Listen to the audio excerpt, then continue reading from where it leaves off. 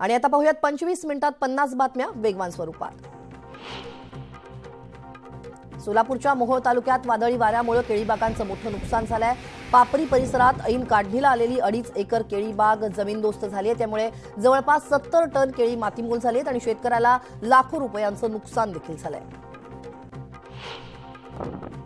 नागपूरच्या बार्शीमध्ये एका तरुणानं मित्राच्या वाढदिवसानिमित्त 1 एकरवरील हिरवागार मक्याच्या चाऱ्याचं वाटप केलंय। भर उन्हाळ्यात जनावरांच्या चाऱ्याचा प्रश्न पशुपालकांना सतावत असताना या पानगावातील तरुणानं हा अनोखा उपक्रम राबवलाय। वर्धा जिल्ह्यातल्या विविध गावांमध्ये पोलीस पाटलांची पदं रिक्त आहेत आणि त्याकरता आता परीक्षा पद्धती अंमलात आणली जाते। वर्ध्यातील 255 जागांसाठी आज परीक्षा होतीये। वर्धा, हिंगणघाट आणि आर्वी उपविभागात या परीक्षा होणार आहेत। डॉक्टर बाळासाहेब सावंत कोकण कृषी विद्यापीठ दापोलीला आज 15वे कुलगुरू मिळण्याची शक्यता आहे। आज राज्यपाल अंतिम 5 जणांची मुलाखत घेणार आहेत आणि त्यातून एका व्यक्तीची निवड कुलगुरू म्हणून होणार आहे। पिंपरी चिंचवड शहरात नामांतराबाबतचे बॅनर्स लावण्यात आले। छत्रपती संभाजीनगर, धाराशिव, अहिल्यानगर प्रमाणेच पिंपरी चिंचवड शहराला जिजाऊ नगर असं नाव देण्यात यावं अशी मागणी या बॅनरच्या माध्यमातून करण्यात आली आहे। हिंगोलीच्या नरसी नामदेव प्राथमिक आरोग्य केंद्रामध्ये अनेक पदं रिक्त असल्यामुळे रुग्णसेवेवरती ताण येतोय। 55 ते 60 हजार रुग्णसंख्येसाठी एकच प्राथमिक आरोग्य केंद्र असल्यामुळे रुग्णांची गैरसोय होते। त्यामुळे रिक्त पदांची भरती करण्याची मागणी नागरिकांकडून केली जाते। मुख्यमंत्री एकनाथ शिंदे आणि उपमुख्यमंत्री देवेंद्र फडणवीसांनी गृहमंत्री अमित शहांची भेट घेतली। दरम्यान मुख्यमंत्री एकनाथ शिंदे यांनी या भेटीबाबत स्वतः ट्विट करून माहिती दिली आहे। आगामी लोकसभा आणि विधानसभा निवडणुका भाजप शिवसेना एकत्र लढवणार असल्याचा निर्णय बैठकीत झाल्याचं शिंदेंनी सांगितलं। तसंच आम्ही सर्व निवडणुका बहुमताने जिंकणार असा विश्वासही त्यांनी भेटीनंतर व्यक्त केला। महाविकास आघाडीत जागा वाटपावरून वाद असल्याच्या चर्चांवरती खासदार संजय राऊतांनी प्रतिक्रिया दिली आहे। मवियामध्ये जागा वाटपावरून मतभेद नाहीयेत, कोणाची ताकद किती हे जनताच दाखवून देईल असं संजय राऊतांनी म्हटलंय। ओडिशाच्या बालासोर येथील रेल्वे अपघातावरून काँग्रेस नेते राहुल गांधींनी केंद्र सरकारवर निशाणा साधलाय। केंद्रातील सरकार वास्तव स्वीकारत नाही, कदाचित बालासोर रेल्वे अपघाताचं खापरही ते काँग्रेसवरच फोडतील असा खोचक टोला राहुल गांधींनी लगावलाय।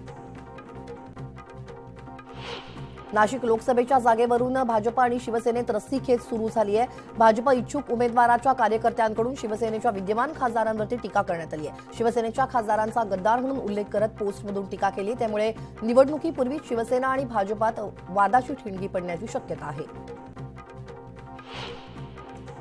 राज्य सरकारनं शासन आपल्या दारी हा अभिनव उपक्रम सुरू केलेला आहे। महसूल मंत्री राधाकृष्ण विखे पाटील स्वतः सर्व विभागाच्या अधिकाऱ्यांसह थेट जनतेच्या दारी पोहोचून त्यांचे प्रश्न सोडवतायत। समस्यांचं निराकरण होत असल्यानं नागरिकांमध्ये देखील समाधानाचं वातावरण पाहायला मिळत आहे।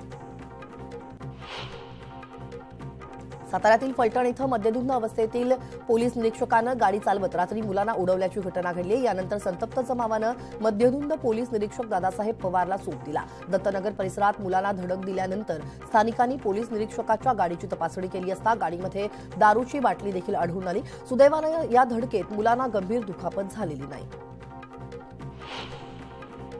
नाशिकच्या निफाड तालुक्यातील महाजनपूरमध्ये एका वारकऱ्याचा अपघाती मृत्यू झालाय। संतश्रेष्ठ निवृत्तीनाथ महाराज पालखी सोहळ्यात त्र्यंबकेश्वर येथून पंढरपूरकडे जात असताना रिक्षाने धडक दिल्यानं मधुकर शिंदे यांचा मृत्यू झाला। शेतातील पाईपलाईन फोडल्याच्या वादातून तरुणावरती ऍसिड, तलवार आणि कुऱ्हाडीच्या साह्यानं जीवघेणा हल्ला केल्याची घटना अहमदनगरच्या कर्जत तालुक्यातील पिंपळवाडीत घडली आहे। सख्ख्या भावानंच हा हल्ला केला असून तरुणाच्या डोळ्यावर ऍसिड ओतलाय। जखमींवर रुग्णालयात उपचार सुरू आहेत। बीड नेकनूरच्या आठवडी बाजारात मोठ्या प्रमाणात गर्दी असताना पिसाळलेल्या कुत्र्यानं 18 पेक्षा जास्त नागरिकांना चावा घेतलाय। त्यामुळे खळबळ उडाली आहे। या 3 लहान मुलांचा समावेश आहे। जखमींवरती उपचार सुरू आहेत। सिंधुदुर्गमध्ये कसालवरून कणकवलीच्या दिशेने जाणाऱ्या बाईकचा कसाल नदीजवळील वळणावरती अपघात झाला। या अपघातात मालवणमधील एका तरुणाचा मृत्यू झालाय तर 2 जण जखमी झालेत। जखमींवरती ओरोस इथल्या जिल्हा रुग्णालयात उपचार सुरू आहेत। देहूमध्ये जागतिक पर्यावरण दिन आणि छत्रपती शिवाजी महाराज राज्याभिषेक सोहळ्याच्या पार्श्वभूमीवर 350 वृक्षांची लागवड करण्यात आली आहे. वृक्षदायी संस्थेच्या वतीनं पर्यावरण संवर्धनाच्या संकल्पनेच्या माध्यमातून ही लागवड करण्यात आली आहे. यामध्ये महिलांना वृक्षारोपणाचं महत्त्व पटवून देण्यात आलं. मालेगावच्या संविधान नगर इथं हळदीच्या कार्यक्रमात होत असलेलं भांडण सोडवण्यासाठी गेलेल्या तरुणाची चाकूनं भुसकून हत्या केल्याची धक्कादायक घटना घडली. या घटनेमुळे शहरात खळबळ उडालेली आहे आणि पोलिसांनी 5 जणांविरुद्ध खुनाचा गुन्हा दाखल केलाय. बीडच्या केस तालुक्यामध्ये उन्हाळ्यात शेतीपंपाचा वीज पुरवठा खंडित केल्यानं 10 गावातील ऊस जळू लागलाय. पाणीसाठा उपलब्ध असताना विजेअभावी पिकांना पाणी देता येत नसल्यानं शेतकरी हतबल झाले. त्यामुळे महावितरणचा गलथान कारभार आता समोर आलाय. केरळमध्ये मान्सून दाखल होण्याची तारीख लांबलेली आहे. आता मान्सूनला 3 ते 4 दिवस उशीर होण्याची शक्यता भारतीय हवामान खात्यानं वर्तवली आहे. विदर्भात 2 दिवस उष्णतेच्या लाटेचा इशारा देण्यात आलाय. नागपूर प्रादेशिक हवामान विभागानं हा इशारा दिलाय. रविवारी कमाल तापमान अर्ध्या अंशानं वाढून 43 अंशांवरती स्थिरावलं होतं. धुळे शहरासह जिल्ह्यातील अनेक भागांमध्ये मान्सूनपूर्व पावसानं मुसळधार हजेरी लावली आहे. तब्बल 3 तास वादळी वारा आणि विजांच्या कडकडाटासह झालेल्या पावसात अनेक झाडं उन्मळून पडली तर अनेक ठिकाणचा वीज पुरवठा देखील खंडित झालाय. या पावसामुळे गुरांचा चारा देखील भिजलाय. बीड जिल्ह्यात वादळी वारा आणि मान्सूनपूर्व पावसानं धुमाकूळ घातलाय. या पावसात वीज पडून 2 बैल आणि 1 म्हैस आणि एका शेतकऱ्याचा देखील मृत्यू झालाय. आष्टी तालुक्यातील अनेक घरांवरील पत्रे देखील वाऱ्यामुळे उडून गेल्यामुळे मोठं नुकसान झालंय.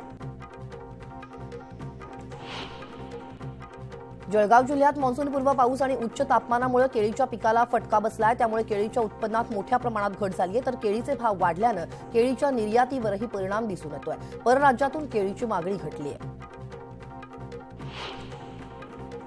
जलयुक्त शिवार अभियानाच्या दुसऱ्या टप्प्यात राज्यात सामूहिक सिंचन सुविधा तयार करण्यासाठी शेतकऱ्यांच्या 2000 गटांना मदत केली जाणार आहे. सामूहिक सिंचनासाठी प्रति हेक्टरी कमाल 25 लाख रुपयांपर्यंत मदत दिली जाणार असल्याची माहिती देण्यात आली आहे.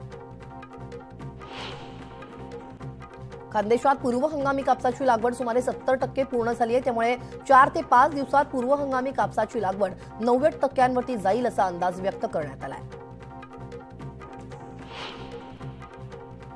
नाशिक खरीपापाठोपाठ रब्बी कांदा सुद्धा शेतकऱ्यांची निराशा करतोय.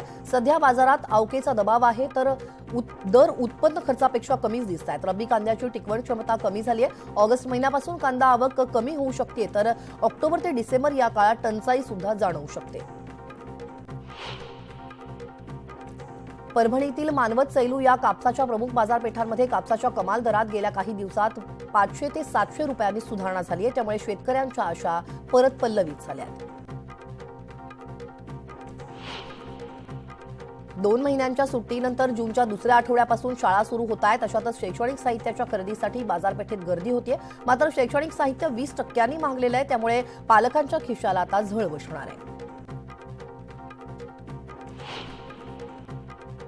छत्रपती संभाजीनगर शहरात रस्त्याची कामं सुरू असून ही कामं निकृष्ट दर्जाचा आरोप स्थानिकांनी केलेला आहे.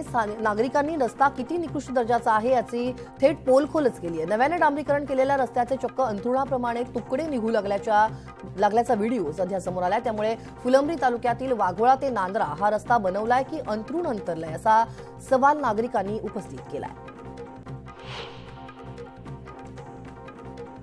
छत्रपती संभाजीनगर जिल्ह्यातील मिनी मंत्रालयातील संग्रहालयाचा प्रस्ताव मंत्रालयात धुळखात पडू नये. जिल्हा परिषदेच्या ऐतिहासिक निजामकालीन इमारतीत जिल्हा परिषदेचं संग्रहालय उभारण्याचा निर्णय घेण्यात आला होता. दुरुस्ती आणि संवर्धनासाठी सरकारकडे पाठवलेल्या 5 कोटी 34 लाखांच्या प्रस्तावाला अद्यापही मंजुरी मिळालेली नाहीये.